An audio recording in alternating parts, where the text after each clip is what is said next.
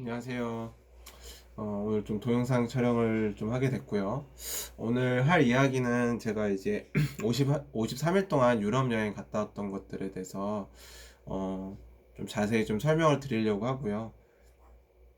보통 저도 이제 처음에 유럽 여행을 이제 계획을 했을 때 인터넷으로 좀 찾아보긴 했었지만, 제가 갔던 국가들은 이게 연결점을 이렇게 찾기가 좀 힘들었어요. 그래서 만약에 이제 저와 같은 좀 긴 여행을 좀 계획하시는 분들이라면은 제 영상을 보시면 좀 도움이 되실 것 같아서 지금 제가 동영상 촬영을 시작을 했고요. 일단 뭐 제 유튜브 내용에 어디 갔는지 그거에 대한 설명은 자세히 나와 있긴 한데, 그 혹시 이제 또 이 영상을 또 처음 보시는 분이 있을 수가 있으니까, 그래서 제가 좀 설명을 드리자면, 제가 여행한 국가는 한 10개국 정도 되고요. 그게 이제 러시아, 핀란드, 스웨덴, 덴마크, 그리고 이제 독일, 그리고 네덜란드, 그리고 런던, 그리고 프랑스, 그리고 스위스, 그리고 이탈리아 이렇게 갔다 왔고요. 그리고 도시는 뭐 평균 한 두 개 도시 정도를 여행을 했어요. 그리고 국가 여행 기간은 53일 정도 갔다 왔더라고요. 그래서 사실 짧은 기간 동안 많은 국가를 좀 다녔고, 그러다 보니까 사실 스케줄도 좀 빡빡하고 해서 뭐 이렇게 많이 돌아보지는 못했어요. 근데 어쨌든 한 경비는 한 600만 원 들어서 많은 국가를 좀 갔다 왔고, 또 주요 도시나 수도 위주로 갔다 왔어요. 그래서 처음 제가 출발했던 거는 이제 인천공항으로 해서 블라디보스톡을 갔고요. 블라디보스톡 간 거는 이제 제주 항공으로 갔다 왔습니다. 그래서 비용은 편도로 한 17만 원 정도 들었던 것 같고요. 블라디보스톡 도착을 해서 사실 제가 처음이고 모든 게 새로워서 그 러시아 관련해서 알려주는 카페가 있어요.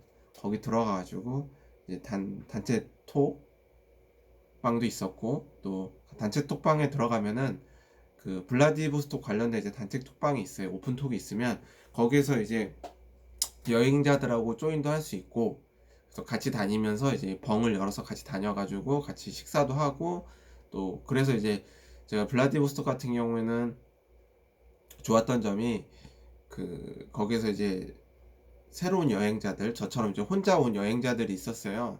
그래서 그 여행자들하고 같이 조인을 해가지고 뭐 레스토랑이나 좀 유명한 데가 있어요. 거기 가가지고 같이 식사도 할 수 있었고, 그게 참 좋았거든요. 그래서 블라디보스톡에서는 정말 여행자처럼, 그러니까 정말 관광객처럼 재밌게 여행을 했었어요. 저도 이제 블라디보스톡 여행은 처음이었고, 첫날에도 이제 그 여행자 그 단체 톡에서 그 벙을 해가지고 그 만났던 사람이 있어서 이제 그 사람하고 같이 뭐 주노라는 유명한 레스토랑이 있었어요. 제가 지금 정확하게 레스토랑 명칭이 생각이 안 나는데, 혼자 만약에 갔으면 못 갔을 때였어요. 근데 거기서 이제 만나가지고 같이 이제 레스토랑에서 식사를 했었죠. 그래서 거기에 나왔던 게 이제 뭐 곰새우나 이제 독도새우 뭐 이런 것들, 그 블라디보스토크 유명한 해산물도 있지 않습니까? 그래서 그걸 같이 먹었던 게 기억이 났었고, 거기서 정말 여행 통해서 새로운 사람 많이 알아가지고 같이 또 새로운 사람들하고 같이 밥 먹으면서 이런저런 얘기하다 보면 생각의 폭도 좀 넓어질 수 있고, 좀 어, 혼자 여행하는 것보다 훨씬 더 재밌는 것 같긴 해요. 그리고 뭔가 좋은 걸 봤을 때 약간 공유를 할 수 있다는 게 참 좋았어요. 그래서 서로 공유를 할 수 있고, 또 정보도 또 공유할 수 있고, 그리고 또 예를 들면은 이제 뭐 레스토랑이라든가, 아니면 좀 뭐 우리나라 같은 경우에 약간 고깃집 같은 데 가면 혼자 가기 좀 그렇잖아요. 그런 것처럼 혼자 먹기 힘든 음식들, 이런 것들은 거기서 조인해가지고 같이 만나가지고 뭐 먹었던 게 너무 좋았던 것 같고, 어, 블라디보스토크 같은 경우에는 분위기는 되게 유럽 같은 분위기가 있어요. 유럽 같은 분위기가 있지만 완전 유럽은 아니었고, 하지만 저한테는 이제 처음 여행이다 보니까 되게 좋았던 것 같아요.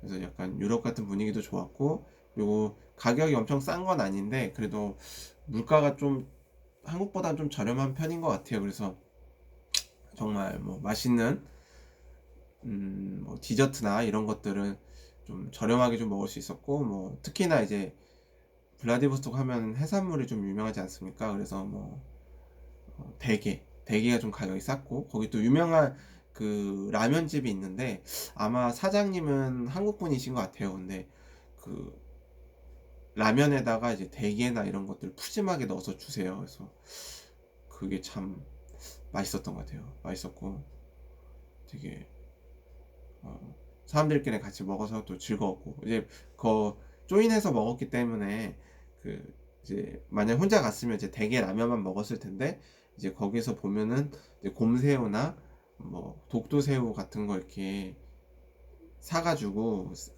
이제 삶아주거든요. 그래서 그 삶아가지고 이제 라면하고 라면, 이제 대게 라면이에요. 그래서 라면에 대게가 들어가고, 거기다가 이제 뭐 반찬이라 해야 되나, 추가적으로 해서 뭐 대게라든가, 아니 저기 곰새우라든가 이제 독도새우 같이 먹었거든요. 근데 그게 정말 맛있었고, 가격은 한 한국 돈으로 한 n분의 1 했을 때 한 2만 원 미만이었던 것 같아요. 그러니까 뭐 대게하고 막 새우 이렇게 먹는데 그 정도 가격이 엄청 싸죠.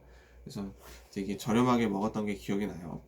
그래서 저는 개인적으로 추천을 드리고, 또 블라디보스톡 가격도 저렴하고 되게 거리도 가까워서 2시간 거리인데, 2시간 거리에 뭐 유럽을 또 경험할 수 있으니까 그것도 참 좋은 것 같고요.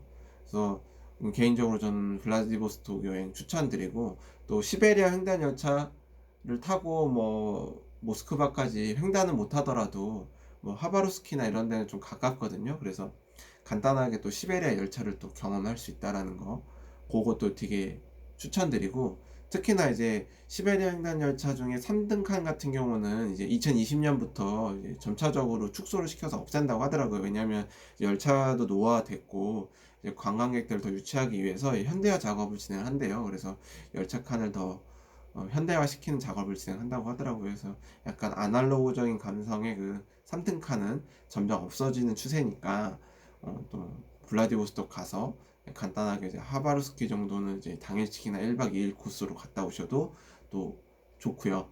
그리고 여행 경비로 따져봤을 때는 왕복으로는 뭐 저렴하게 간다고 하면 한 30만 원대도 가능할 것 같고요. 그리고 현지에서 이제 블라디보스톡에서 뭐 숙박비나 뭐 하고 하면은 넉넉하게 잡으면 100만 원. 근데 뭐 100만 원까지는 안 될 것 같고요. 뭐 7, 80이어도 충분히 갔다 올 수 있고, 또 뭐 주말 여행이라든가 아니면 연착해서 한 3박 4일 정도 여행 갔다 와도 충분할 것 같고, 현지 가면은 뭐 사실 영어가 잘 통하진 않을 수가 있어요. 근데 워낙 한국인 관광객이 많다 보니까 뭐 영어는 통하지 않더라도 뭐 바디랭귀지나 어느 정도 간단한 영어나 또 한국어 정도는 통하고, 오히려 한국어 메뉴판이나 이런 것들도 많이 있거든요. 그러니까 그런 거 좀 걱정 안 하셔도 될 것 같고요. 그리고 또 유심 부분 같은 경우도 제가 처음에 러시아 갈 때 참 유튜브 많이 찾아보고 노력은 했었는데, 의외로 간단한 거는 블라디보스토크 공항 가면은 유심을 파는 어떤 매점? 뭐 그런 게 있어요. 그래서 뭐 말톡이라든가 아니면 이렇게 계란 그려져 있는 MTC인가? 그런 업체가 있어요. 그렇기 때문에 전혀 걱정 안 하셔도 돼요. 그래서 거기에서 가격도 저는 뭐 만 원대로 해서 20일, 30일 무제한을 사용했던 것 같거든요. 그러니까 뭐 한 만 원 미만으로는 뭐 자세한 정보들은 또 유튜브 찾아보면 있지만, 저는 간단한 얘기를 드리는 거니까 그런 것들 찾아보면 있으니까 충분히 찾아보시면 될 것 같아요.